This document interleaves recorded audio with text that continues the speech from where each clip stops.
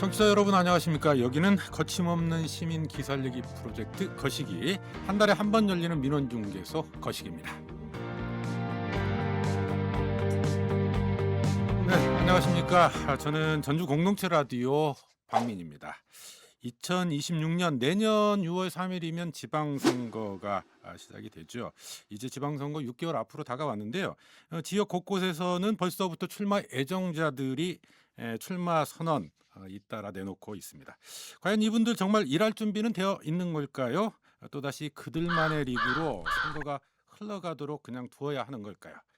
그래서 오늘 이 시간 유권자인 시민들이 꼭 알아야 할 것들, 그리고 시민의 눈높이에서 지방선거를 어떻게 바라봐야 할지 차근차근 이야기 나눠보려 합니다. 오늘도 함께해 주실 분들 소개해 드릴게요. 전북 환경운동연합 문지연 사무처장 나오셨습니다. 네, 반갑습니다. 네, 한국방송작가협회 김노현 작가 어서 오십시오. 네, 안녕하세요. 자, 오늘의 특별 게스트죠. 전주시의회 김세혁 시의원 모셨습니다. 네, 반갑습니다. 김세혁입니다. 네, 반갑습니다. 네, 자, 오늘 특히 김세혁 의원의 활약이 기대가 되는데요. 이 맞아요. 네. 전주시정 특히 재정 문제에 대해서 좀 굉장히 날카로운 지적해 음, 주실 거라 네, 기대를 네. 하면서 이야기 나눠보겠습니다. 김세혁 시의원 뭐 저희 공동체 라디오 처음은 아니시라고 들었어요? 네, 맞습니다. 네. 길벗 PD님 아, 그러시군요. 역시. 도시 이야기 네, 할 때 네. 기름대로 BRT 관련해가지고 이야기 한번 나누러 저희 와봤었는데요. 참 여기 분위기가 항상 따뜻하고 좋은 것 같아서 네. 편하게 많이 이야기 나누고 갔던 것 뭐 같습니다. 네. 방송 이후에 뭐 반응들도 좀 있었습니까? 네, 뭐 그 댓글에서 힘내라고 진짜요? 얘기해주시고 와, 또 좋은 네. 이야기 많이 해주셔서 또 고맙다는 얘기도 네. 많이 듣고요. 네, 그렇게 얘기 들었습니다. 오늘 네. 방송 나가고 나면 더 많은 댓글들, 관심들 모이지 않을까 이렇게 좀 기대를 해보면서 네. 이야기를 나눠보죠. 김노현 작가님, 네. 오늘 우리 김세혁 시의원 모신 이유가 네. 좀 특별히 있죠. 네, 얼마 전에 전주시의회 행정사무감사가 있었는데 사실은 저는 의원님 역시도 같은 민주당이잖아요. 전주시의 집행부, 시장과 뭐 집행부와 그래서 그동안에 사실 시의회가 그래서인지는 모르겠으나 무슨 이유 때문인지는 모르겠으나 시민들의 입장에서 본다고 하면 그렇게 많은 지적이라든지 그러니까 비판할 일들이 있었다고 하면 그걸 제 목소리를 냈느냐 이 음. 부분에서 조금은 물음표가 있기도 했었습니다. 없진 않았거든요. 솔직히 말씀을 드리면. 그런데 그래서 의회 이번에 시의회 행정사무감사에서는 과연 어떤 이야기들이 솔직하게 오고 갈까 그리고 대안을 주문할까 했는데 그중에서 정말 눈에 띄는 한 분이셨습니다. 우리 김세혁 네. 의원님. 네, 그래서 감사합니다. 이걸 굉장히 과감하게 이야기를 좀 꺼내 주셔서 실은 이제 시민사회단체라든지 이런 곳에서도 시정에 관련된 지적들은 많이 있었지만 조금은 한계가 있기도 했고요. 왜냐면 말씀들을 안 해주시니까 그것에 대한 물음표를 던져도 답변이 정확히 오지 않았는데 의회에서 이야기를 던졌을 때는 또 답변을 직접 해줘야 되는 부분이 있잖아요. 근데 그런 것들을 좀 잘 이끌어낸 의원님으로서 그래서 좀 모셔보고 싶었는데 마침 또 잘 응해 주셔가지고 뭐 감사드리고 그리고 뭐 역할 하시는 거죠. 시민들의 네. 대변자이시니까. 네, 네, 맞습니다. 그 부분에 기대를 합니다. 네. 전주시정에 대한 평가와 함께 반드시 좀 나올 이야기가 의회에 대한 평가일 것 그죠. 같아요. 네. 그 의회가 과연 제대로 활동을 했었는지 이런 평가도 나오면서 동시에 내년 지방선거를 앞두고 네. 지방선거를 바라보는 우리 유권자들의 시각도 다시 한번 좀 짚어볼 수 있는 그런 시간이지 않을까 생각을 하는데, 문지연 처장님은 이제 시민사회 운동을 하시다 보면 네. 지방선거에 대한 관심, 또 지방 의원들, 음. 지역 정치인들의 네. 역할에 대한 고민들이 상당히 많으실 것 같아요. 네. 네. 저희가 지난 11월 29일 날 기후정의 행진을 진행을 했었는데 네. 그때 가장 큰 목소리는 그거였습니다.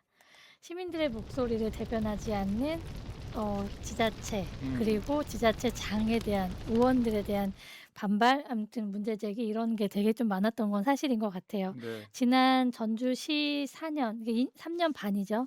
3년 반을 평가하더라도 시민불통은 기본 첫 번째 단어가 있었고 로또 예산 또 아니라는 것도 알게 됐고 6천억 원의 빚만 졌다라고 하는 의미에서의 또 내용도 나와 있고 근데 이제 저는 이번에 그 3년 반 동안 제가 느꼈던 거는 시민의 눈높이는 있어요. 어느 네. 정도 수준이라는 게 있는데 지자체장이나 혹은 정치인들이 그 정도의 수준을 가져가지 못하고 있는 현실인 거고, 음. 그다음에 그 정책 또한 아주 낡은 정책이 반영됐기 때문에 시민들한테 공감을 더 얻지 못했던 게 우리의 현실이었던 것 같다. 그래서 네. 좀 서글펐던 것도 있었어요. 그래서 이후에 이제 앞으로의 지방선거에서는 그것들을 명확하게 볼 수 있는, 시민들의 눈에 맞게 정책을 음. 만들 수 있도록 옆에서 계속 지속적으로 이야기하는 역할을 좀 해야겠다 생각을 들었습니다. 네.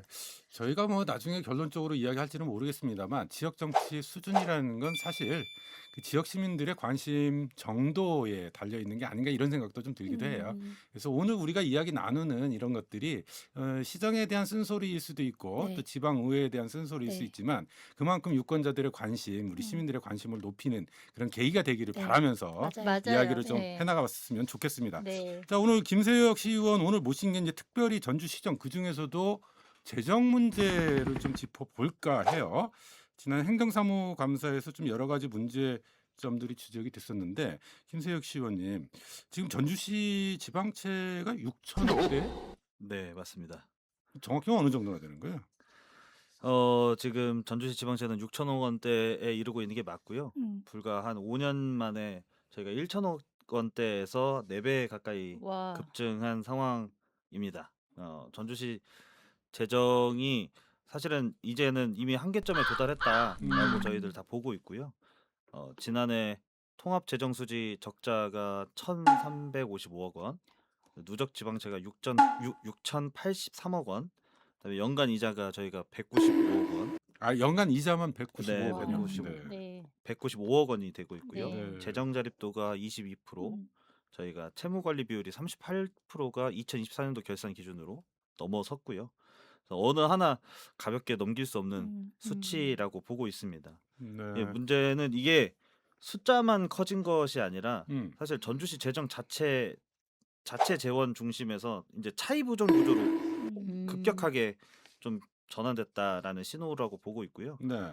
지방채가 이렇게 급증했다는 거는 앞으로 전주시가 매년 아까 말씀드린 수백억 원의 이자와 원금을 음. 시민 세금으로 갚아야 된다는 뜻이고, 그만큼 다른 정책에 쓸 수 있는 재정 여력이 계속 줄어들 수밖에 없다, 이렇게 바라보고 있는 중입니다. 네. 그러니까 지방채의 규모도 문제지만 네. 이제 그 성격이랄지 좀 이런 것들도 짚어봐야 될 텐데, 네. 그러니까 지방자치단체 같은 경우에는 세수 자체가 좀 거의 고정돼 있잖아요. 임의로 뭐 늘릴 수 있거나 네, 맞습니다. 이럴 수 없기 때문에 음. 균형 재정을 취하는 것이 일반적인데 사실은 말씀하신 것처럼 차이 부존 구조가 심화된다. 상당히 좀 문제점이 있다라고 볼 수가 있는데, 일단 이렇게 지방채가 늘어나고 재원 구조가 불안정해졌을 때 발생할 수 있는 실제적인 문제가 무엇이냐 좀 짚어봐야 될 것 같거든요. 좀 전주시 실제 돈이 얼마나 부족한지, 또 그러다 보니까 어디에서 문제가 발생하는지 좀 이야기해 주실까요? 맞아요. 네. 여러 개 있어요. 네. 네. 예를 들면 제가 이제 행정사무감사에서 지적했던 게 네. 에코시티 복합 커뮤니티센터 건립에 사용된 그 부지가 있어요. 네, 네. 건립은 됐죠. 네, 네. 건립은 됐고, 근데 부지 매입 잔금이 86억 6천만 원이 네. 있어요. 근데 이 돈이 이미 지급이 됐어야 되는데 미지급 네, 상태. 지금 네. 미지급 상태로 5년째 네. 미납된 상태로 남아 있고요. 음. 이제 이거를 바라볼 때 저는 이건 회계정부에 정확하게 명시된 네. 지방채가 아니고 네. 지방채가 아닌데도 불구하고 사실상 시민들이 떠안고 있는 보이지 않는 부채네요, 부채. 채무라고 네. 저는 보고 있고요. 그래서 네. 지적을 했던 바가 있고, 또 하나의 사안은 이제 잘 아시다시피 종강대 2구역 오, 네. 그러니까요. 개발 보상 문제가 네. 있어요. 아, 문화유산 개발 사업. 네. 네. 종강대 토성이 6월 20일자로 도지정 문화유산으로 지정되면서 재개발 자체가 이제 중단이 됐고요. 네. 그 결과 보상비가 지금 추산 약 1,095억 원으로 추산이 되고 있어요. 그러니까 이것이 무산이 된 것도 전주시 재원이 없어서. 지금 줄 수 없는 상황이. 네, 문제는 이 네. 금방이 이제 얼마나 더 불어날지도 모르고 네. 예측이 안 되고, 또 향후에 보상이 만약에 본격화가 되면 전주시 전체 재정에서 과연 이게 보상비를 줄 수가 보상을 할 없죠. 수 있을까? 할 수 있을까 싶죠, 예, 지금. 네. 이런 우려가 사실은 있어서 음. 좀 중대한 리스크가 되지 않겠냐라는 맞아요. 지적들이 지금 의회에서 계속 되고 있고요. 네. 또 이제 환경운동연합 우리 차장님도 네. 잘 아시다시피 이제 팔복동 네. 의 고형 연료 SRF 소각 시설 음. 네. 문제도 이미 저희가 관련된 소송 5건 중에 4건을 패소를 했어요. 네, 맞아요. 그래서 현재 네. 사업자가 전주시 상대로 670억 원 규모의 손해배상 소송을 좀 제기한 상태고 음. 여기에다가 이제 지연 손해배상금 2억까지 추가로 청구가 좀 된 상황이거든요. 네. 네. 그러니까 이게 계속 예측하지 못한 수백 원대의 돌발 재정 지출이 현실화될 수가 있는 상황이다. 음. 근데 이제 아시다시피 지금 전주시 재정이 너무 그러니까요. 빠듯해가지고 네. 이 무거운 부담들이 계속되고 있는데 이걸 어떻게 우리가 감당해낼 음. 수 있을지에 대한 음. 고민이 필요한 네. 시점이 와 있다고 저는 보고 있습니다. 여러 가지 사안들이 너무 심각한데요, 네, 진짜. 금액이 다 네. 크고 네. 그러니까 그래서, 지금 네. 지방채가 6,083억이고 한 해 이자 비용만 195억 원. 네. 근데 여기에 더해서 사실 이런 추가적인 재정 그러니까요. 부담을 네. 해야 될 요소들이 곳곳에 또 놓여 발생하고 있고, 있는 거예요. 네. 자, 이런 상황에서 전주시 우범기 시장님은 빚도 자산이다. 자산 측면의 건전한 빚이다. 이런 주장을 좀 하시고 있어요. 네. 좀 이건 어떻게 평가하세요, 문전 처장님? 우선은 그러니까 제가 이제 앞에서 이제 의원님이 말씀하신 내용을 잘 살펴보면 지방채가 지금 현재 6천억 원이죠. 거기에 지금 종강대나 다양한 기타 등등의 예산까지 뭔가 우려되는 비용까지 생각하다 보면 저는 일조 시대 나올 수 있다고 생각해요. 빚이. 네. 그러니까 이제 그러니까 그것까지도 우리는 고민해야 된다. 그러니까 음. 지금과 같이 보면 될 것 같고, 그래서 지방채 발행된 사업들을 자세히 보면 거기에는 도시공원 일몰제도 있지만 대부분 우범기 시장님의 공약의 이행이에요. 그러니까 네. 공약에 대한 부분도 있다 보니까 실은 빚을 내서 공약을 이행하는 건가에 대한 살짝 그런 우려도 좀 하나는 있습니다. 그리고 빚도 자산이다라고 하는 표현을 했는데 이제 여기서 이제 우리가 볼 거는 이 빚으로 그러니까 뭔가를 해서 회수가 되냐라는 거예요. 수익금이 네. 돈이 나오냐라는 거예요. 근데 이제 음. 공공성의 목적으로 하는 부분에 대해서는 긍정적인 부분도 있지만 그러면 이제 그 공공성에 대한 부분이 빚이 많다면 어떤 거는 선택적으로 하지 않고 좀 우려되니까 좀 뒤로 한다던가 그런 우려점들이 보여야 되는데 그런 내용들은 전혀 없이 그냥 12 안에서 예산만 감축시키는 방향으로 가고 있는 거거든요. 근데 이런 부분들에 대한 고민 없이 가는 거고, 또 하나는 빚이 졌어요. 그냥 시민 입장에서는 '아 내 삶이 윤택해졌어.' 네. 라고 하는 부분들이 느껴져야 되는데 음. 실은 어떤 부분에서는 도시공원 일몰지로 땅을 산다고 하지만 또 한쪽에서는 아파트를 짓는다고 하고 있고, 그러니까 이게 어찌 보면 실질적으로 긍정적인 모습인 게 아닌 것도 있는 거예요. 우리 네. 시민들 입장에서는 뭔가 경기장을 짓는다든가 이런 것도 되게 중요하지만 시민들 삶에 맞닥뜨려서 '아 이게 이렇게 빚을 지지만 우리는 우리 삶을 위해서 조금 노력하고 있는 거야.'라고 하는 느낌적인 게 과연 있냐라고 했을 때 시민들이 그래서 더 우려하지 않을까라는 네. 생각도 들어요. 그러니까 결국 말씀하신 내용은 부채의 규모보다도 더 중요한 건 그 빚의 성격이다. 그러니까 이 빚을 무엇 때문에 냈고 이 빚을 통해서 우리 지역이 발전하거나 시민들의 삶의 질이 높아진다라고 하면 감내할 수 있는 영역일 수 있겠지만 네. 과연 그런가 짚어봐야 된다. 좀 네. 이런 지적이신 것 같네요. 맞아요. 네. 어쨌든 지방 재정에 대해서는 감시 기능을 수행해야 되는 게 전주시의회고 사실 이 부채 문제를 지적하면 의회도 지적 안 할 수가 없어요. 부채는 어차피 의회의 승인을 받아야 이게 가능한 네, 거잖아요. 맞습니다. 의회에서 보시기에는 이 네. 어떻습니까? 어떻게 평가를 하고 계세요?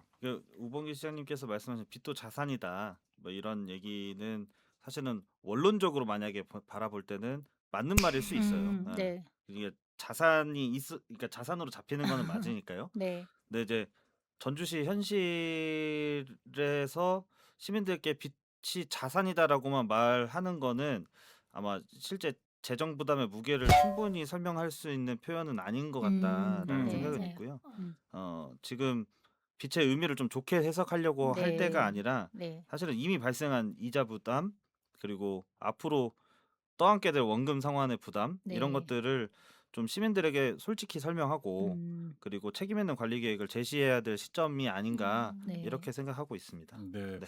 혹시 저기 그 지금 6천억이 최근 5년 사이에 이렇게 좀 늘어났다라고 말씀을 하셨잖아요. 그러니까 5천억 가까이가 4년 내에 이렇게 좀 늘어난 것 같은데 우범기 시정 상황 속에서 주로 어디에서 이렇게 빚이 발생했는지 혹시 그 통계를 갖고 네. 계신가요? 네. 통계적으로 정확하게 수치는 네. 말씀드리기는 어렵지만요. 지금 사실은 그 도시공원 음. 일몰제에 네. 따른 부채가 상당 부분 많이 차지하고 있고요. 네. 도시공원 매입. 네, 아, 매입 네. 때문에. 매입도 있지만 네. 도로도 있어요. 네, 그러니까 도로 도로까지. 계획. 음. 네. 그러니까 우리가 이제 이거는 뭐지 공원을 사는데 돈을 그렇게 써야 되냐고 표현할 수 있는데 실은 네. 여기서 맥락은 과거에 전주시가 공원을 이렇게 만들겠습니다라고 하는 계획을 잡은 거에 맞아요. 대한 도로에 대한 계획에 대한 거가 인제사 이제 뭐 이제야 맞아요. 이제사 이 표현이 지방채라고 맞습니다. 하는 네. 맞아요. 그걸 네. 통해서 만들어지는 거여서 준비를 애초에 했었어야죠. 준비 가능했던 네. 빚일 수도 있다. 그러니까 준비해서 저는 그리고 이게 지방채로 했다고 해서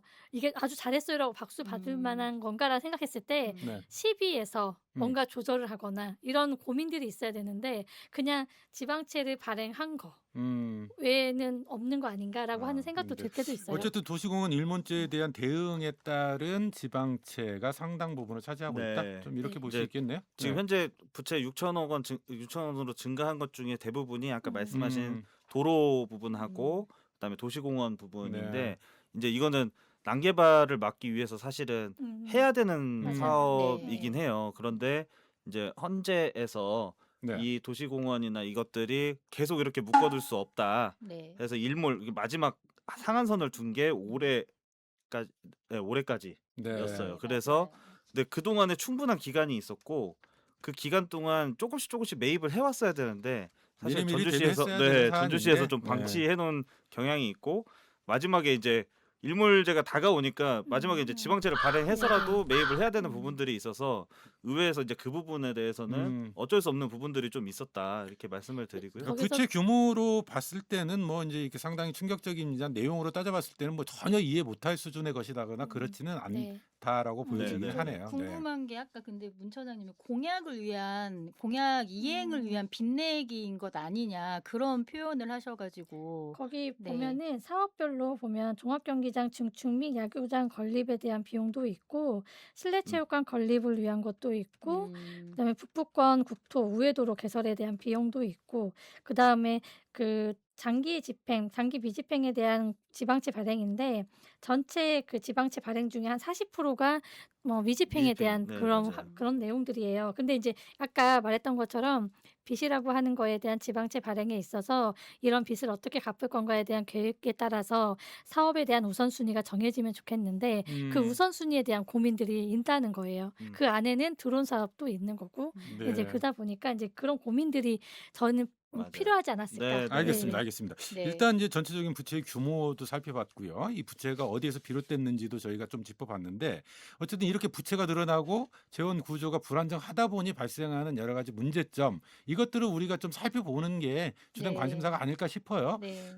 근데 사실은 김노현 작가 네. 이 전주시의 빚 문제가 음. 전주완주 통합 국면에서도 좀 이슈가 된 적이 있었죠. 맞아요. 네, 저희가 한참 전주완주 통합 이슈가 한참 막 불고 있었을 때 두 단체장이 과연 언제 만날 것인가가 관심사였는데 첫 번째 토론회가 8월 5일 KBS 전주총국에서 열렸는데 이때 유희태 군수가 완주군 부채와 함께 이제 비교를 하면서 그 전주시 부채 문제에 대한 이야기를 꺼냈고요. 그 이후로 일반 이제 반대하시는 주민들 사이에도 정확하게 전달이 되면서 예를 들어 뭐 반대 캠페인에 그 피켓이 있으면 거기에 늘 빠지지 않고 뭐 전주시 부채 6천억 원, 완주군민은 거부한다 이런 내용들을 항상 들고 반대 주장을 하기도 하셨고요. 근데 이런 걸 보면 뭐 우리가 뭐 비폭탄설도 있었고 뭐 복지 축소에 그것도 이제 반대하시는 분들 우려가 있었고 또 하나가 뭐 기피 시설 이런 것들이 다 들어온다 해서 예를 들어 뭐 3대 폭탄설 이런 게 있었는데 이제 그중에 하나가 실제로 이루어지는 거 아니냐 해서 약간 그런 우려들이 좀 있었습니다. 네. 전주시 부채 6천억이라고 하는 것이 이제 전주완주 통합 국면에서 사실 통합에 대한 부정적인 입장을 좀 갖게 되는 하나의 좀 배경 요소였던 건 아니냐 네. 좀 이런 지적이신 것 같고. 빚 문제가 워낙 네. 심각한 거죠. 그만큼 네, 반대하는 주민들한테도 와닿는 거고. 네. 알겠습니다. 참 빚이 많아서 뭐 좋을 것은 없을 것 같긴 한데 예. 좀 이런 상황에서 이 빚은 또 빚대로 이렇게 큰데 살림살이를 또 건전하게 하고 있느냐 또 그건 아니다. 뭐 이런 지적도 나오는 것 같아요. 드론 월드컵 관련한 지적은 뭡니까? 김세우 의원. 네, 그 전주시 재정이 이렇게 심각한 상황이라고 하면 네. 말씀하신 것처럼 살림을 더욱 규모 있게 음. 잘 운영했어야 하는데 맞아요. 네. 오히려 예산을 좀 아낌없이 쓴 분야가 음. 드론 축구 월드컵 네. 사업입니다. 그래서 얼마나 썼길래 아낌없이 썼다는 표현을 네. 하실까요? 네. 드론 축구 월드컵은 총 50억이 네. 투입된 행사이고요. 네. 이제 물론 국비가 좀 있었고 네. 그리고 이제 도비도 좀 받았고 뭐 이렇게 전주시 자체 재원은 19억 5천만 원 정도이긴 하지만 어쨌든 국비까지 다 포함해서 50억 원 의 사업비고요. 근데 이제 그 예산 운용을 한 것에 봤을 때 또 비합리적 지출 같은 것들이 있지 않았나라는 네. 것들이 지적이 있었고요. 특히 선수단들 숙박 식비에만 한 6억 7천만 원 정도가 사용이 됐고 이렇게 사용하는 건 좀 과도한 집행이다라는 지적을 피하기 어려운 부분이었고요.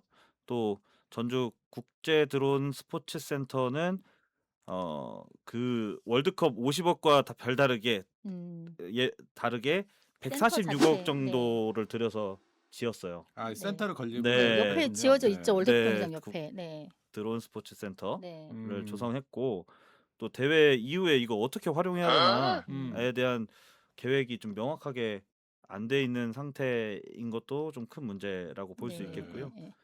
대회가 네. 진행되는 과정에서 또 그 주간 단체에 뭐 과도한 예산이 흘러간 게 아니냐. 좀 네. 이런 그 언론 보도도 좀 있었던 것 같아요. 네. 그건 어떤 내용입니까?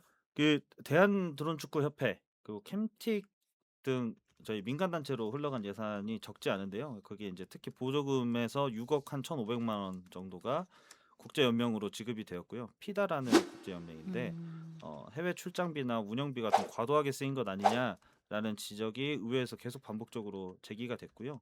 여기에 사실은 이제 캠틱에서 개발한 공인구 네. 그러니까 네. 그 특허권을 민간 기관 그러니까 캠틱이 단독 보유하고 있는 중이에요. 네. 네. 그래서 전주시가 그러니까 드론 축구 월드컵을 열 때 공인구인 네. 캠틱의 공인구를 사용하지 않으면 또 사용하지 않게 되어 있어요. 출전을 못 하게 되어 있어요. 네. 참여를 못 하는. 네. 네. 그런데 그렇게 되면 전주시에서 예산을 투입해 가지고 행사나 대회를 열 때마다 그 공인구를 사는 오, 사람들이 네. 민간에서 사는 사람들이 네. 캠틱에서 살 거 아니에요? 그렇죠. 그러면 캠틱만 이익을 보는 구조가 될 수밖에 없다. 그래서 여기는 어떤 곳이길래? 네. 네. 여기 이제 어쨌든 드론 네. 축구를 개발한 곳이긴 네. 해요. 근데 네. 이제 드론 축구 공인구를 개발할 때 네. 그 공인구에 있는 그 공인구를 만들 때의 주요 핵심 기술을 만드는 주요 핵심 기술은 본인들 돈으로만 했기 때문에 특허권을 우리가 단독 보유해야 한다라는 네. 주장으로 네. 단독 보유하고 있는 것이고 음. 저희 이제 의회에서 계속 저뿐만 아니라 다른 의원님들도 지적한 게 네. 어쨌든 그걸 기술을 개발하기 위해서 만들기 위한 환경을 조성해 준 게 전주시거든요. 네, 네, 그러면 네. 이걸 과연 별도로 봐야 되느냐? 음. 그러면 전주시가 어느 정도 특허권을 공동 소유로 가지고 갔어야 되는 거 아니냐라는 주장과 지적을 네. 반복하고 있는 거죠. 알겠습니다. 여기 알겠습니다. 캠틱을 보면 사단법인 캠틱 종합기술원으로 나와 있고요. 네, 그리고 맞아요. 뭐 저희가 일반적으로 들어가서도 다 볼 수 있는데 1999년 12월에 기술 혁신을 통한 지역 산업 발전을 위해 설립된 캠틱 종합기술원이래요. 네, 맞아요. 근데 여기 원장님하고 그 피다 대표분하고 지금 같은 네, 분이시잖아요. 맞아요. 네, 네. 네, 알겠습니다. 네. 어쨌든 드론 월드컵에 좀 상당히 많은 예산이 투입이 됐는데 또 네. 운영 과정에서도 좀 여러 네, 가지 구설수들이 맞아요. 있었네요. 네. 자, 이런 데는 돈을 마음껏 쓰면서 정작 필요한 곳은 쓰지 못하는 상황들도 많이 발생하고 있다 이런 지적들이 좀 나오고 있는데 뭐 문희연 처장님, 네. 뭐 전주시 재정 운영 좀 그러니까 제가 전체적으로 재정까지 봐야 되지 요즘 네, 재정도 고민이 봐야 참 합니다. 많은데 네. 그 2021년부터 2024년까지 4년 동안 지방채는 3,500억 원이 발행이 됐어요. 이제 아까 사업별로 좀 말씀을 드렸는데 중요한 거는 2023년 4년도에 지방채 발행에 대해서 지방채 채무, 그러니까 지방의 채무가 예산 대비 채무율이 높은 곳이 전국 1위가 전주시가 됐습니다. 전주가 네. 전국 1위입니다. 네, 1위입니다. 그러니까 로또 대박 예산에 대한 뭐 국비 많이 받아오겠다라고 했지만 실은 이제 보여지는 그 숫자로는 지금 현재는 지방채 발행이나 채무가 상당히 높다라고 하는 거고, 아까도 이제 말했던 것처럼 시민의 감수성에 맞게 시민한테 좀 도움이 되는 예산을 우선으로 배치해서 하면 좋았을 텐데, 제일 문제가 됐던 게 이번에 초창기 때 자동차 이야기도 좀 나왔었잖아요. 네, 맞아요, 보조금 맞아요. 보조금 문제. 문제. 네. 너무 그것도 빨리 이제 마감됐어요. 국비하고 네. 시비하고 도비하고 네. 매칭 사업이었는데 네. 이제 그 부분이 아쉬운 점이 너무 많았다. 이제 이런 부분이어서 실은 이제 네. 가깝게 시민들한테 느껴지는 건 가장 그런 부분이 아니었을까 맞아요. 싶은 생각도 네. 듭니다. 그러니까 지금 말씀하신 내용이 그 전주시가 돈이 없다 보니까 국비에 매칭을 못해서 네. 그래서 국비를 반납하는 사례들이 네, 발생하고 맞아요. 있다. 네. 이게 실질적인 시민들의 피해로 이어지고 있는 사례 아니냐? 네. 네. 근데 김노인 작가님 네. 사실은 내년 지방선거 이제 6월 3일 날 진행되지 않습니까? 그러면 네. 다 차기 시장이 또 선출이 될 텐데 네. 전주시의 이런 막대한 지방채 규모 이런 것들은 차기 시장한테도 많은 부담이 될 것 같아요. 생각하고들 계신지 모르겠어요. 지금 이런 것들 그냥 뭐 당선만 목적으로 하고 계신 어떤 선거 운동 출마이실 것 같은데 아직까지는, 그리고 구체적으로 제대로 지금 들여다보고 계신지 굉장히 궁금하고요. 뭐 누가 됐든지 간에 이거는 안고 가야 할 문제이기 때문에 굉장히 조금 시민들에게 직접적으로 와닿는 일이기도 하고, 아까 말씀하신 전기차 보조금 문제 갑자기 확 떠오르니까 저도 사실 구매하려다 포기했거든요. 못 하겠다. 그리고 어떤 분들 같은 경우는 그러니까 전기차 구매 그 홈페이지 이런 게 있거든요. 그 카페, 인터넷 카페 같은데 보면, 그럼 저는 이걸 내가 이사라도 해서, 이사는 직접적 이사가 아니라 위장 전입이라도 해서 다른 식으로. 네, 네. 정말 그런 사람들 목소리가 있을 정도예요. 네, 네. 그래서 전주시에 대한 불만의 목소리가 사실 굉장히 컸어요. 그때 당시 그 전기차 보조금 문제. 근데 과연 내년에도 좀 비슷할 수준 상황일 수밖에 또 없는 상황일 거라서 네. 여러 가지 시민들에게 와닿는 일들이 많습니다, 지금. 근데 이런 네. 것들을 지금 출마를 하신다고 하시는 분들이 어디까지 어떻게 생각을 하고 계신지 제가 묻고 싶네요, 진짜. 그 네. 차기 시장님에게만 부담이 아니고 네. 우리 그렇죠. 시민들에게 부담이 되는 맞아요. 사안이기 때문에 네. 선거 과정 속에서 좀 충분히 논의가 될 필요가 있을 것 같긴 해요. 자, 근데 우리가 한 가지 더 짚어봐야 될 게 이게 전주시만의 문제인지 아니면 전라북도나 또는 다른 시군은 어떤지 좀 이런 상황들도 좀 살펴봤으면 싶은데 문지연 처장님, 네. 뭐 시민사회단체에서 전라북도 예산안 분석을 하셨다고요? 네, 맞아요. 네. 분석을 했죠. 결과가 어떻게 나왔습니까? 결과를 좀 말씀드리면 저는 이제 전라북도 특별자치도는 10조 시대를 열었다. 그렇게 뭐 홍보하고 이런 있죠. 얘기가 슬로건이 네. 나왔고 전주는 2조가 나왔죠. 네. 근데 그 안에 맹점이 좀 있는 것 같아요. 네. 예를 들어 특별자치도에서 전년 대비 3.25%가 증가해서, 그러니까 3천억 원이 좀 증가해서 10조가 넘었어요. 편성됐는데 이제 그 안에 자세히 보면은 국조보조금하고 지방교부세는 증가했는데 지방세하고 세외 수입은 감소했어요. 그러니까 이건 다 보조금 사업인 거죠. 그러니까 보조금으로 이제 증가했던 거라고 하는데, 이제 이게 실은 안에가 탄탄하고 같이 가면 좋은데 그렇죠. 지금 수입은 줄어들면서 이제 보조금만 받는 보조금만. 형태라고 한다면, 네. 만약에 보조금이 끊기는 사업이 되면 그냥 전라북도는 사업을 할 수 있는 게 없는 거죠. 그렇네요, 그렇네요. 이제 이런 현실이 좀 있다는 네. 거고, 다 똑같아요. 전주시도 그렇고 전라북도도 그렇고 적자 재정 구조가 있어서 계속 이제 지방채 발행을 하고 있는 상황인 거고, 3년 동안 누적 채무액은 6,600억 원을 넘었어요. 전라북도도 마찬가지입니다. 네. 이런 상황에서 이런 거를 이제 의식했는지는 모르겠지만 2026년도 지방채 발행에서 500억 원을 좀 낮췄어요. 이제 이런 상황이긴 하지만 실은 빚을 관리하는 거를 제대로 해야 된다. 그리고 그 도의회, 시의회가 그 역할을 정확하게 해야 된다라고 하는 얘기를 전해드렸죠. 그러면서 이제 전기자동차 그때 안 된 부분도 전라북도도 가능하니 잘해서 좀 해야 된다라고 하는 대비책 좀 이야기했었고, 저는 이제 환경적으로 다시 조금 넘어오면은 네. 전라북도 전체 예산에서 8%예요. 근데 자체 예산이 그 8% 중에서도 전체 8% 예산 중에서 자체 사업이 가능한 건 7%예요. 나머지 92.9%는 보조 사업이에요. 네. 그러니까 환경에서 예산도 이 정도 수준이면 우리는 환경을 관련해서 뭘 할 수 있을까 도에다 자문할 때 답이 없을 수밖에 없는 예산 구조다라는 거를 다시 무슨 한번 느꼈어요. 환경 관련해서는 어떤 분야의 그 예산들인 거예요, 지금? 예를 들어 네. 탄소 중립 관련된 거, 뭐 다이 용기, 네. 그다음에 실은 이제 기금에서도 다양하게 보여지는데 너무 이제 자원순환이나 이쪽에만 좀 매몰되어 있는 거 아니냐라고 하는 얘기도 음. 있고, 생물 다양성이나 이런 측면에서 좀 확대되거나 도립공원도 더 확대시키고 잘 관리하고 이런 비용도 좀 필요한 거 아니냐. 그리고 지금 현재 환경 예산으로는 탄소 중립으로 가기 위한 목표치에 절대 도달할 수 없다는 게 네. 저의 평가입니다. 네. 그러니까 사실은 우리가 이제 전주시 재정 문제, 전라북도에 대해서 지적을 하고 있습니다만 우리나라의 지방자치의 현실이라고 하는 것도 좀 짚어보지 않을 수가 네네. 없어요. 네. 그러니까 자주재정권이 음. 존재하지 않는 상황 네. 속에서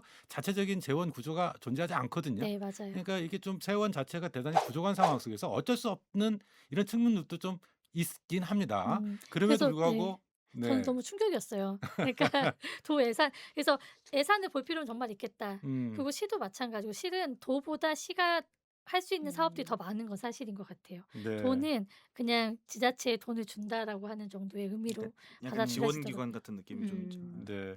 김세혁은 저 앞에서 잠깐 전기차 맞아요. 보조금 반납 사례 좀 이야기를 했었는데 네. 뭐 이거와 함께 또 이외에는 또 없는지 이것도 좀 궁금하거든요. 네, 그 말씀 주신 전기차 문제도 사실은 최근에 시정 질의로 네. 신윤정 의원님이 좀 질의를 네. 하셨었는데, 그 내용을 보니까 23년도에는 한 80% 정도 매칭을 했었는데 음. 25년도엔 17% 매칭했더라고요. 네. 그래서 어마무시하게 많이 줄어들어서 네. 사실은 시민분들이 가장 체감하는 게 전기자동차 문제지 않을까라고 저는 생각은 하는데요. 그거 말고도 사실은 저희가 뭐 국가 사업들을 따온 것들이 많이 있어요. 그래서 네. 문화도시라는 공모 사업이 있어가지고 거기에서 네. 선정이 됐는데, 아마 시비가 부족해서 제대로 된 사업을 할 수 있을지 좀 불투명해졌다라는 네. 게 있고요. 2026년 전주시 예산안 보면 국비랑 도비가 확보되었음에도 불구하고 한 62개 사업에서 네. 약 한 200억 원 정도 시비를 부족 매칭을 해서 못한다. 네, 네. 매칭을 다 못한 상황이고요.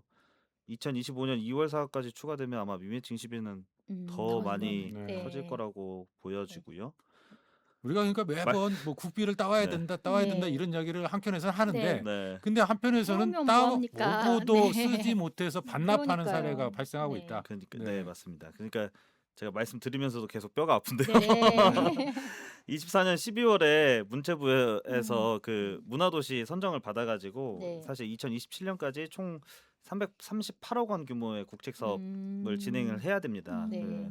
특히 이제 휴비스 여성기숙사 부지를 매입해가지고 추진하는 미래문화 생산기지 조성 사업은 실시 설계가 내년 4월에 이제 완료가 되거든요. 네. 네. 그런데도 불구하고 사실은 착공비의 25% 정도만 지금 확보한 상황이거든요. 네. 네. 그 사실이 지적을 불가피하네요. 그 지적을 하니까 전주시에서는 내년에 시비 한 70억 원 정도를 투입하기 위한 추경을 계획하고 있다라고 답변하긴 했는데, 네. 아시다시피 이번에도 지방채 발행 규모가 800억이 네, 넘어가는데요. 맞아요. 네. 네. 이렇게 발행할 만큼 재정 여건이 좀 좋지 않은 상황에서 네. 이거 과연 제대로 할 수 있을까, 이런 고민들을 네. 진짜 의원님들은 진짜 치열하게 고민을 많이 하고 있고 하고 지적하고 있거든요. 계시는군요. 네. 네. 저희는 이제 네. 네. 아시다시피 시정질이 뭐 네. 행정사무감사 또 예산에서 계속 지금 지적되고 있는 게 사실 재정난에 대한 네. 지적이고, 그렇죠. 네. 이 정도면 그 사업 일몰제라든지 네. 뭐 여러 가지 세출 구조 문제들, 네. 구조조정 문제랑 이런 것들을 좀 네. 고민해봐야 되는 거 아니냐, 이런 질의들이 계속 이루어지고 있는 상황입니다. 네. 4년에 한 번 열리는 이제 선거에서 우리 시민들이 이제 새로운 시장 후보에게 국관 열쇠를 좀 맡겨놨는데 네. 과연 그걸 제대로 좀 활용했는지 예산을 제대로 사용했는지 짚어보니까 좀 여러 가지 문제들이 나타나고 있어요. 지금 네. 제가 뉴스를 하나 보니까 네. 2017년에서 23년까지 기재부에서 뭐 그런 요청을 했다고 하더라고요. 국비 투입된 비용 중에서 456억 원을 미집행했으니 이걸 반납해라. 전주시에 그렇게 요청했다라고 하는 언론 보도도 좀 네. 있더라고요. 그런 것까지를 포함을 하면 지금 여러 가지 문제점들이 좀 계속해서 반복적으로 발생하고 있는 것 같아요. 네. 네. 이런 문제와 네. 관련해서 네. 이제 우리가 짚어봐야 될 부분이 여러 네. 영역들이 있어요. 네. 일단 유권자들 또 시민들의 그 인식 네. 문제, 의식 문제도 좀 짚어봐야 될 것 네. 네. 같고요. 그리고 또 하나 의회의 역할 또 네. 하나가 언론의 역할 아닐까 싶거든요. 네. 언론은 뭐 맞습니다. 제대로 역할을 하고 있을까요? 어떻게 보세요? 우선은 인제 저도 좀 놀라긴 했어요. 전주시 호주 가서 인제 출장해서 술판이 벌려졌다라고 하는 이야기가 나왔을 때 인제 뭐 사과, 그러니까 실은 우 시장님이 하는 동안 사과라는 단어는 한 번도 들어본 적은 없는 것 같아요, 공식적인 사과. 근데 이제 실은 이런 부분에 대한 논란이 있으면 지자체장으로서 사과할 수도 있고 저는 그렇다고 보는데, 이제 그런 면에서는 그런 모습은 보이지 않고 반대로 국장님이 나와서 "아닙니다. 강경하게 대응하겠습니다." 이렇게 하시니까 위축되잖아요. 실제로 그거를 언론 보도하신 분들도 위축될 거라고 생각이 드는데, 이제 거기에 덧붙여서 언론에서도 그 목소리에 같이 동조하면서 가는 그런 방향들이 '과연 옳은 건가.'라고 하는 생각이 좀 하나 드는 것 같고요. 또 하나는 이번에 이제 김관영 지사 관련해서 12.3 계엄 때 있었던 일들 중에서도 "아니다. 기다."라고 하는 논란에서 시민들이 제대로 목소리를 뭔가 정확한 정보를 받을 수 있게끔 하는 그 언론의 역할이 필요한데, 그런 역할 또한 저는 좀 없었다라고 좀 판단이 되어지는 건 사실인 것 같아요. 네. 네.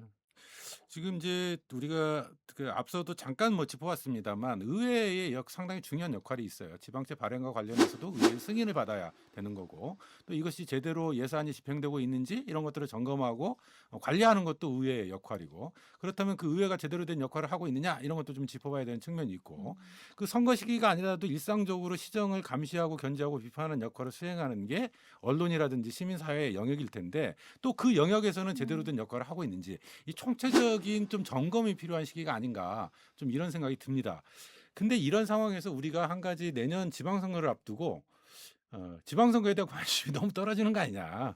좀 이런 지적도 끊임없이 나오거든요. 그래서 지방선거에 대한 관심도 좀 높이고 시민들이 직접 나서서 지방선거에 나서는 후보자들의 정책과 공약도 검증하고 인물도 좀 검증하는 프로젝트 네. 뭐 이런 거 필요하지 않느냐 이런 게 시민사회 영역에서 좀 제출되고 있다 이렇게 들었거든요. 문전 처장님. 네. 당연하죠. 그래서 후보 검증 프로젝트를 저는 진행해야 된다고 생각하고요.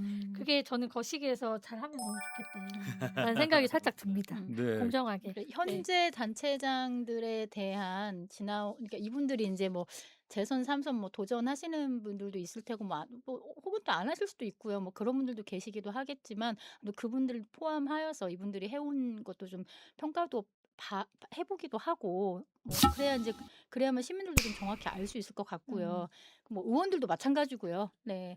그리고 이제 또 출마를 하시려는 분들 역시도 이런 부분에 있어서는 조금 더 구체적으로 본인들의 의지를 보여주거나 아니면 그분들이 걸어온 길을 좀 시민들도 제대로 좀 보는 눈을 갖기는 해야 될 것 같아요. 그래서 시민사회계에서 만약에 음. 이런 프로젝트를 한다고 하면 이끌어주는 주체가 있는 거니까 네. 시민들도 많이 관심을 갖고 볼 것 같아요.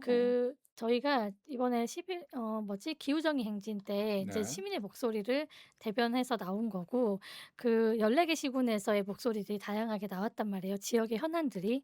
근데 이 목소리를 대부분 지자체장들은 안 듣는단 말이에요. 물론 알고는 있어요. 음. 하지만 보고 싶지 않은 것 같다는 생각이 좀 드는데, 그거에 대한 목소리가 우리의 목소리가 이런 거다라고 하는 거를 정책 제안해서 음. 그 정책 제안을 통해서 토론회를 통해서 검증할 수 있는 그런 기회들을 가지려고는 하고 있고, 저는 그 그러니까 공허한 공약들이 이제는 제발 안 나왔으면 좋겠다는 생각이 좀 들어요.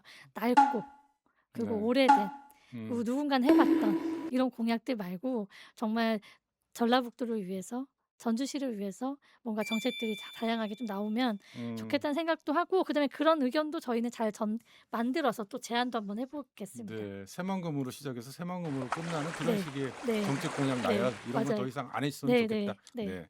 그런 것과 함께 이제 앞서 제가 좀 드렸던 것이 저희가 단체장은 그나마 관심이 있어요. 언론에서도 좀 검증도 하고 토론회도 하고 하는데 정말 중요한 역할을 수행해야 되는 게 지방의회 아니겠습니까? 맞아요. 근데 지방 의원들에 대한 검증 공간은 상대적으로 작다. 아니 네. 거의 없는 거 아니냐. 네.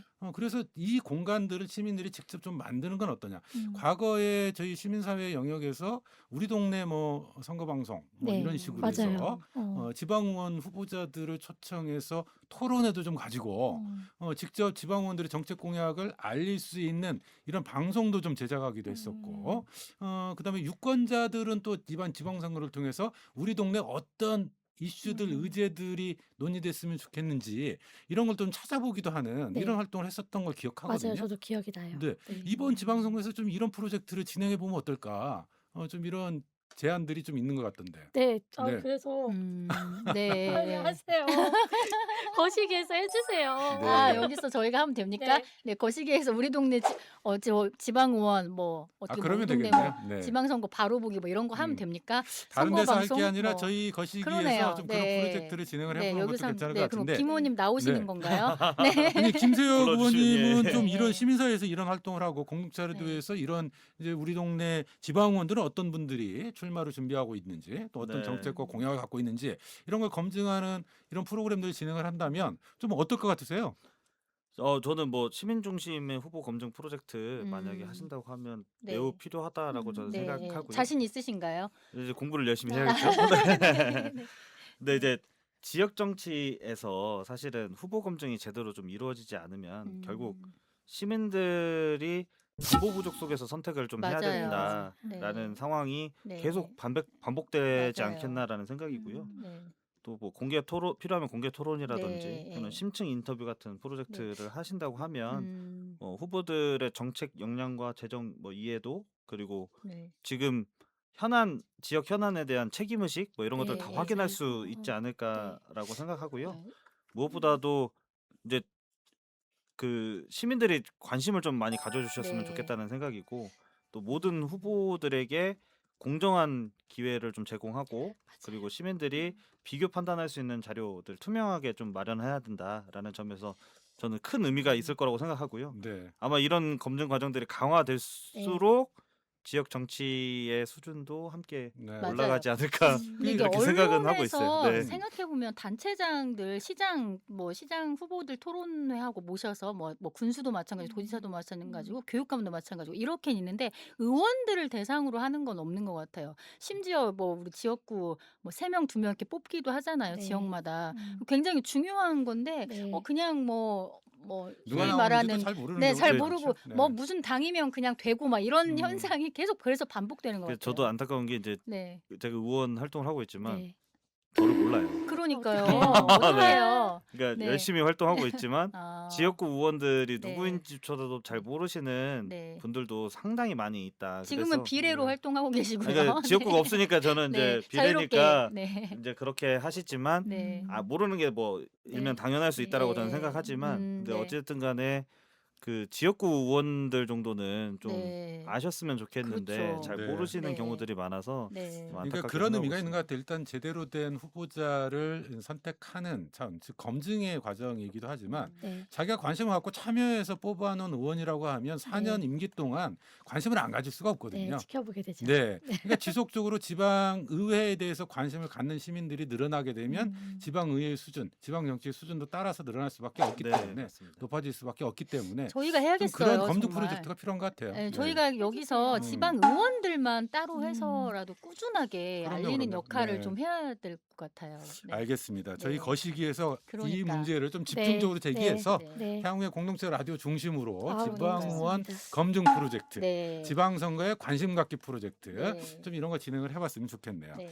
자, 그나저나 우리 김세혁 의원 모신 김에 지금 정당의 공천 구조에 대한 이야기도 짧게 좀 짚어봤으면 좋겠어요. 지금 청년이나 여성이나 좀 이런 계층들에 대한 공천 범위를 확대하겠다 이렇게 약속은 했는데 실제로 지켜지고 있는지 이것도 좀 궁금하기도 하고요. 정당들의 뭐 지방의원 공천 좀 어떻게 평가하세요? 일단은 청년 정치인으로서 네. 청년 정치인들이 지금 늘어나고 있는 거는 음. 현상으로 네. 있습니다. 그래서 저희 지금 제가 출마할 때 네. 그 지금 12대 의회인데 11대 네. 때만 해도 평균 나이가 한 50대 정도 네. 됐고요. 네. 지금은 많이 낮아서 40대. 그렇죠. 예. 아, 그렇습니까? 20대 의원도 예. 계시잖아요. 예. 선출직으로. 제일 네. 나이 어리신 의원님이 99년생이 네. 계시고요. 맞아요. 제가 음. 학교 갈 그리고 때. 네. 제가 네. 저보다 이제 어리신 분이 한 3분. 네. 맞아요. 네. 20대 30대 총틀어서 한 8분 정도 네. 계시는 것 같아요. 네. 재선 의원 한 분 계시고. 네. 지금 김세욱 의원이 30대 초반. 네, 30대 네. 중반이죠. 네. 네, 저 34살이니까요. 네. 네. 그래서 청년 정치인은 이제 늘어나고 있고요. 사실은 지방 의회도 청년 정치인이 늘어나다 보니까 조금 약간의 분위기 변화나 이런 것들도 좀 네, 있습니다. 네, 그래서 네. 좀 할 말 다 하고 아, 선배들 네. 압력은 없나요? 압력은 사실은 많이 없어요. 아, 네.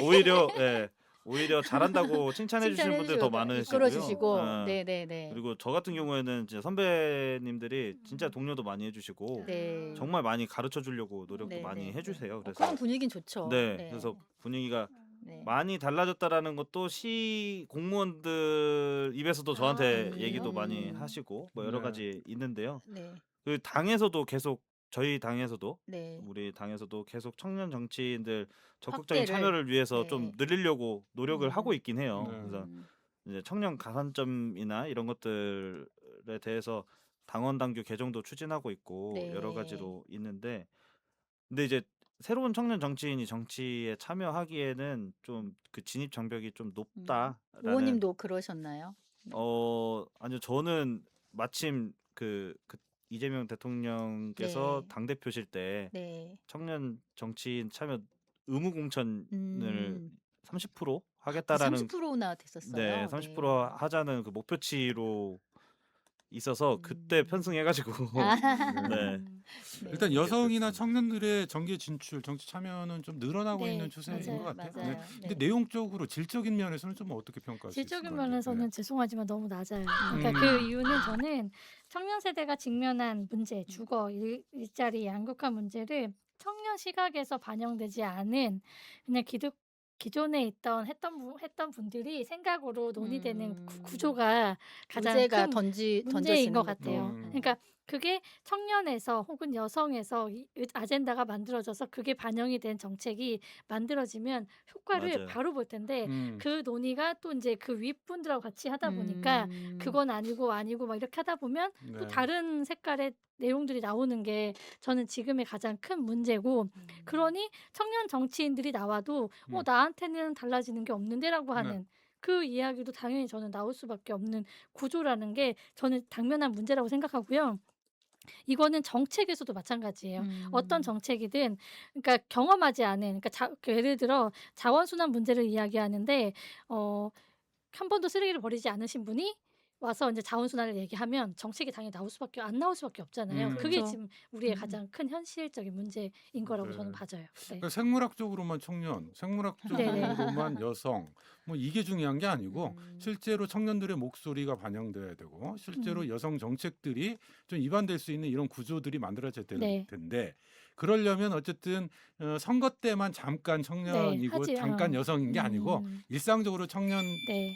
단체, 전부 청년 계층과 소통할 수 있는 구조. 네, 맞아요. 네. 그래서 저는 그냥 눈 딱 감고 믿어주고 그 정책이 팔 수 있게끔 좀 기회를 줬으면 좋겠어요. 네. 네. 기회 많이 받으시나요? 기회 뭐 많이 활용하시나요?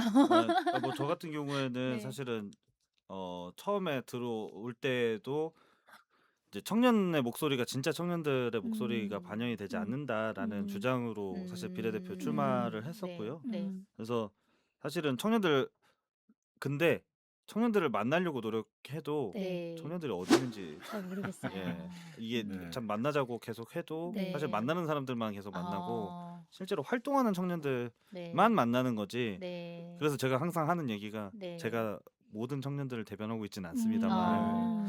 이렇게 알겠습니다. 말씀. 그럼에도 불구하고 네. 어쨌든 우리 김세혁 의원께서 이제 청년을 대표해서 의회에 계시기 때문에 관련한 뭐 정책이라든지 이런 것들도 끊임없이 관심 갖고 네. 제출하시고 그러시는 것 같아요.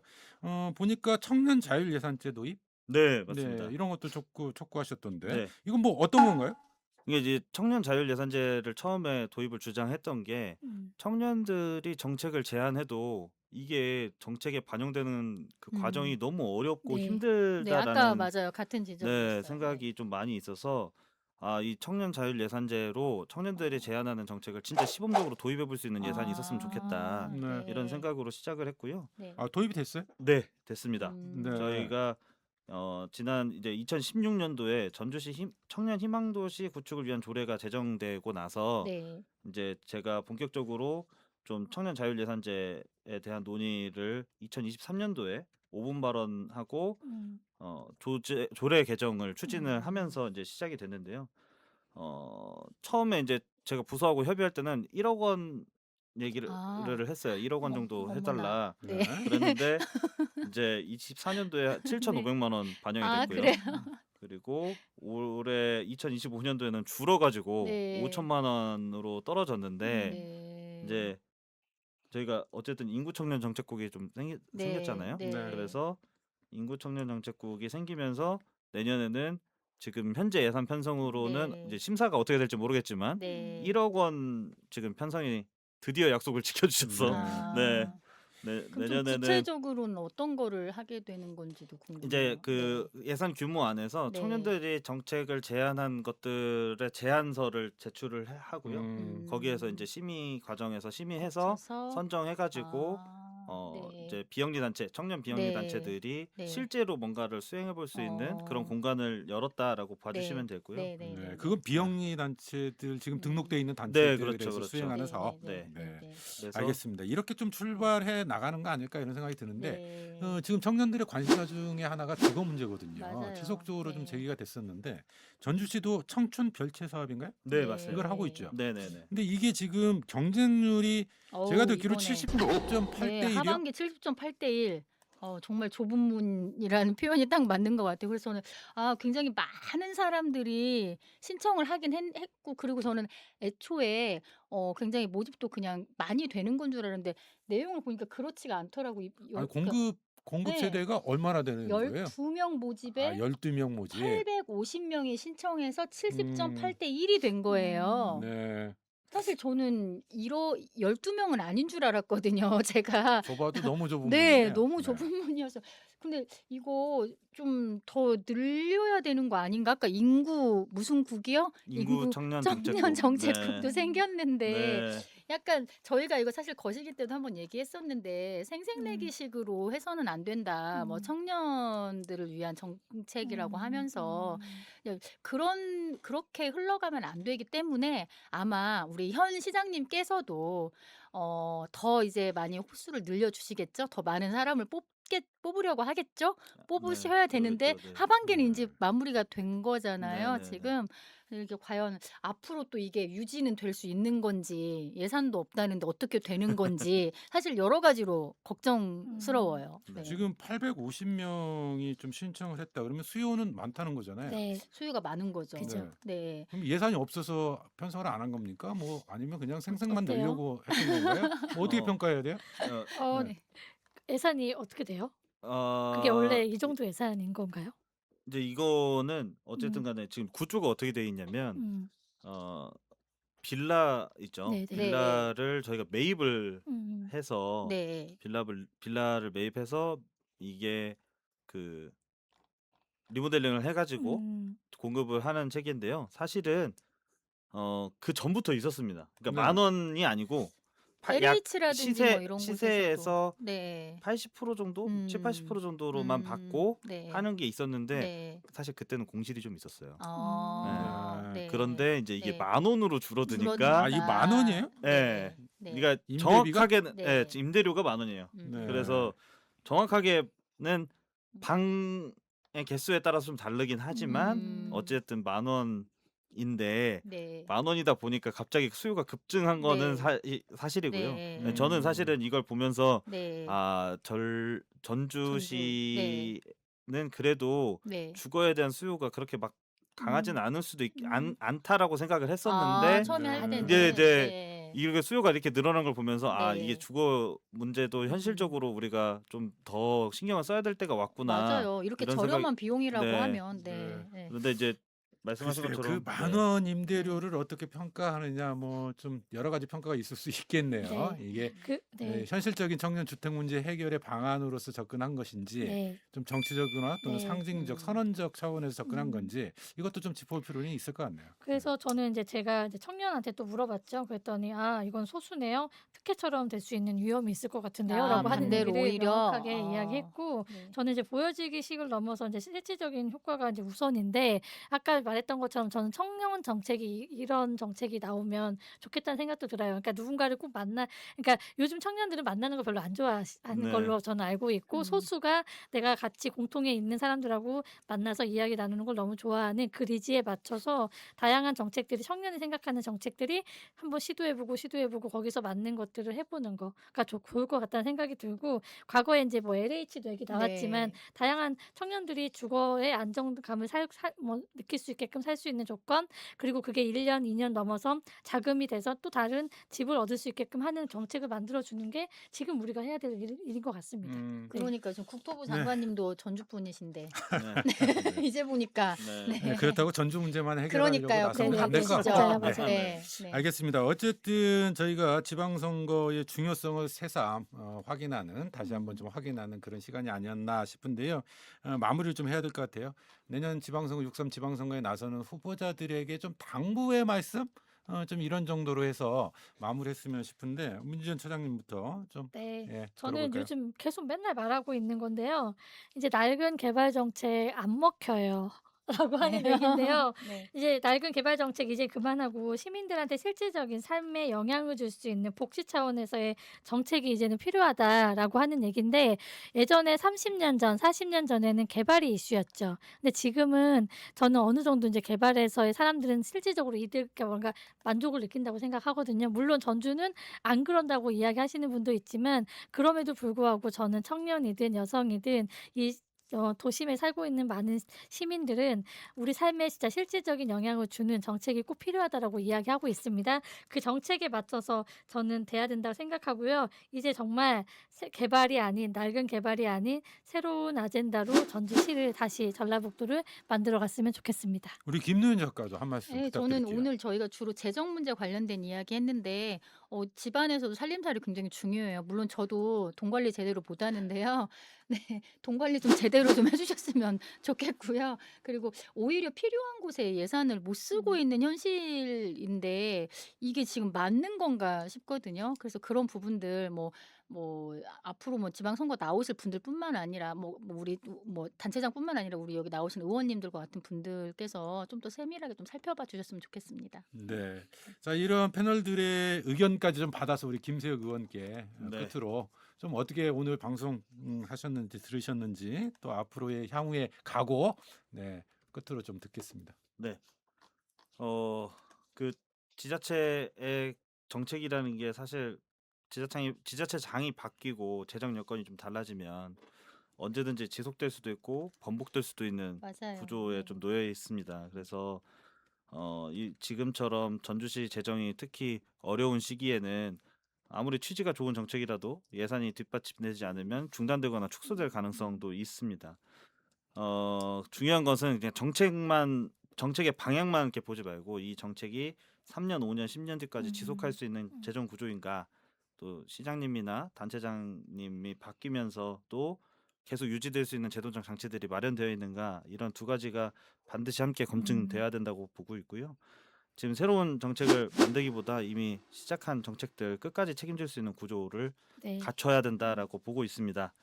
주민들의 기대가 크고 해야 할 현안도 진짜 많기 때문에 더 책임 있게 일해야 된다는 동기부여가 오늘 좀 된 것 같고요. 네. 현장에서 주민들이 말씀하시는, 저에게 들려주는 작은 불편부터 큰 정책 제안까지 모두 의정 활동의 기준이 되도록 노력하고요.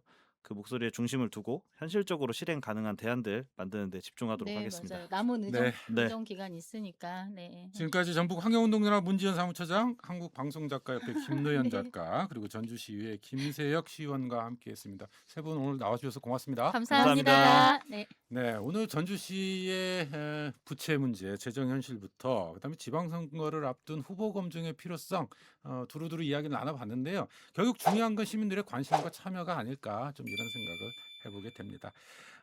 익스의 잘 부탁드립니다. 이 끝곡으로 네. 좀 띄워드리면서 저도 여기서 인사드려야 되겠네요. 오늘 네. 거시기 함께해 주신 여러분 고맙습니다. 감사합니다. 감사합니다. 감사합니다. 잘 부탁드릴게요. 네.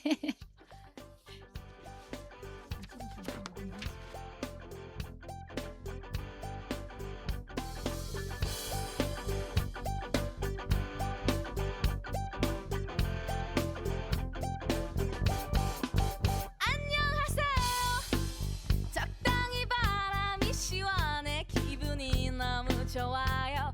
유후 끝내줬어요. 긴장한 탓에 엉뚱한 얘기만 늘어놓았죠. 바보같이 한잔했어요. 속상한 마음 조금